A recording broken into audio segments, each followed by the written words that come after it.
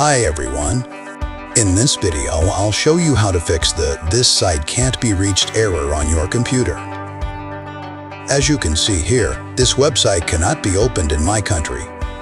To fix this, we will use a VPN. First, open SoftEther VPN.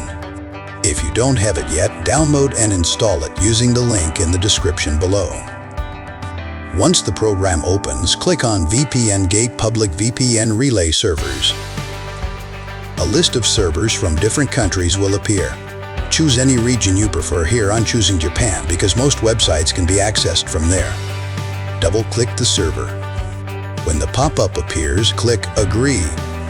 Next, make sure Use TCP Protocol is selected.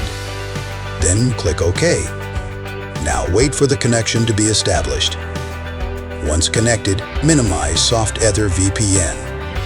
Go back to your browser and try opening the website again. And that's it.